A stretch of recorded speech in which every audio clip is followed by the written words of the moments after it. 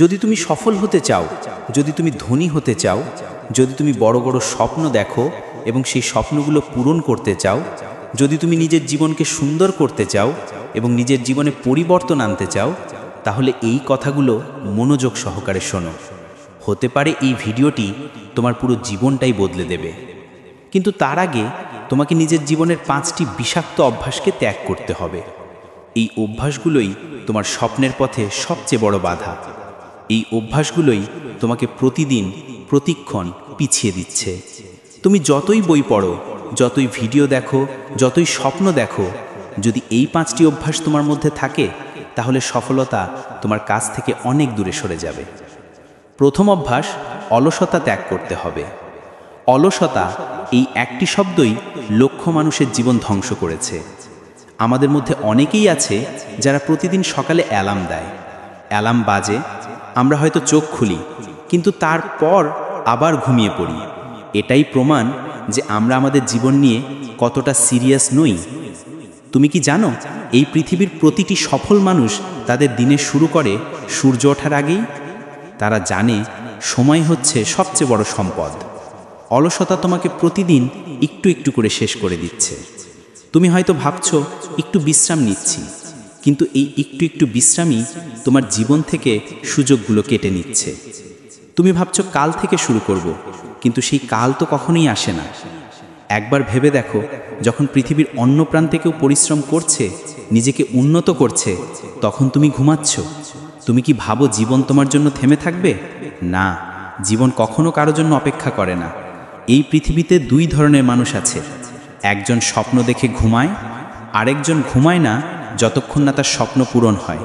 তুমি কোন দলে থাকবে সেটা তোমার সিদ্ধান্ত। দ্বিতীয় অভ্যাস, সময় নষ্ট করা।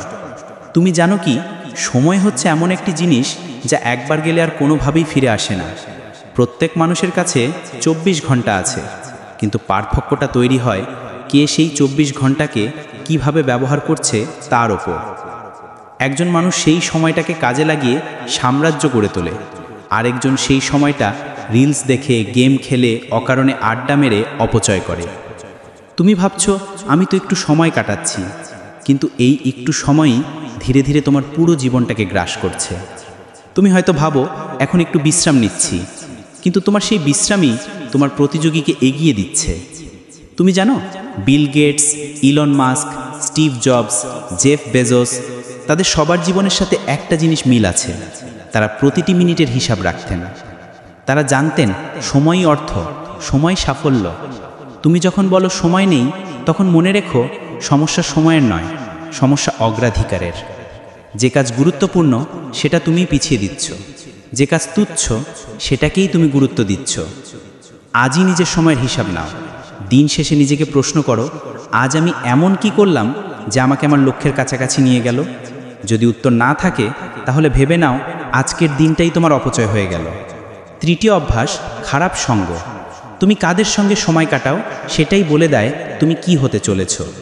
যদি তুমি এমন মানুষের সঙ্গে থাকো যারা সবসময় অভিযোগ করে, যারা শুধু মজা চায় কিন্তু কিছু সৃষ্টি করে না, যারা বলে তুমি পারবে না, তাহলে তুমি ধীরে ধীরে বিশ্বাস করতে শুরু করবে যে সত্যিই তুমি পারবে না। সফল মানুষের আশেপাশে সফল মানুষই থাকে। তারা জানে সঠিক পরিবেশই সঠিক মানসিকতা তৈরি করে। যদি তোমার বন্ধুরা সবসময় তোমাকে ভুল পথে টানে, তারা তোমার সময় নষ্ট করে, তোমার আত্মবিশ্বাস নষ্ট করে, তাহলে সময় এসেছে তাদের থেকে দূরে সরে যাওয়ার। এটা কঠিন, কিন্তু তোমার সফলতা অর্জনের জন্য প্রয়োজনীয়। কারণ ভুল মানুষদের সঙ্গে থেকে কেউ সফল হতে পারে না। তুমি এমন মানুষের সঙ্গে থেকো যারা তোমাকে অনুপ্রাণিত করে, যারা তোমাকে বিশ্বাস করায় যে তুমি পারবে, যারা তোমার স্বপ্নকে বাস্তবে রূপ দেওয়ার জন্য তোমাকে ধাক্কা দেয়। মনে রেখো, সঠিক সঙ্গ তোমার জীবন গড়ে দিতে পারে, কিন্তু ভুল সঙ্গ তোমার জীবন ধ্বংস করে দেবে। চতুর্থ অভ্যাস, অপ্রয়োজনীয় খরচ ও প্রদর্শন প্রবণতা। আজকের যুগে মানুষ নিজের সামর্থ্যের থেকে বেশি খরচ করছে, শুধু অন্যকে দেখানোর জন্য। তোমার বন্ধুর কাছে আইফোন আছে, তাই তোমাকেও লাগবে। তোমার পরিচিত কেউ দামি ঘড়ি পরে, তাই তুমিও কিনছো। কিন্তু তুমি ভুলে যাচ্ছ এইসব জিনিস তোমাকে সফল করে না, বরং তোমাকে ঋণে ডুবিয়ে দেয়।